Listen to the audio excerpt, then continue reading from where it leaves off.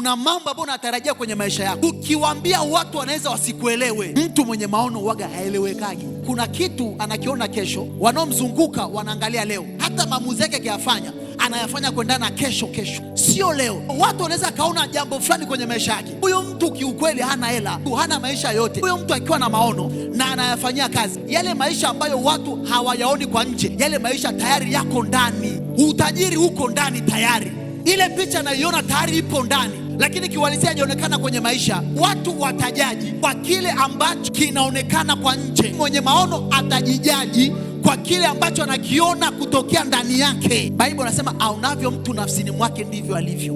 Haijasema watu wanavyokuona ndivyo ulivyo. Watu wanaweza kukuona ni maskini, lakini kama unajiona ni tajiri, maneno yao yasikusumbue. Watu wakikuona hapa huwezi kuvuka, ila wewe ukiona kwamba hapa naweza nikavuka, watu wasikukatishe tamaa. Chawi wa kwanza wa maisha yako ni mtazamo wako. Mwenye maono anaweza akachukua maamuzi magumu hata ya kutoka kwao.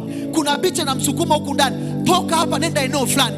Watu nyumbani kwake watasema hivi, unatokaje hapa wakati bado umri wako ni mdogo? Nisikilize, kwenye maono, kwenye ndoto kunaga udogo. Ndio maana Mungu anapokusemesha hasemeshi kijiji, anakusemesha wewe kama wewe, kwamba mimi kesho nitakuwa mtu fulani, lakini mazingira kwa wakati huo yanamwambia hivi, hauwezi kwenda popote. Shetani anachokifanya anaweza kumwinulia watu akasema hivi, wewe unawezaje kufanikisha ile jambo wakati kwenu nyinyi hamnaga mtu aliyoshinda hapa? Mnaweza msiwe na historia ya kufanya jambo fulani, mnaweza msiwe na historia ya kujenga hata kuwa na kampuni kubwa, mnaweza msiwe na historia ya kuwa watumishi wakubwa, lakini Mungu akikuchagua unaenda kubadilisha historia ya kwenu. Sio swala la nani ameshindwa, ni swala la nani amekusudiwa na Mungu.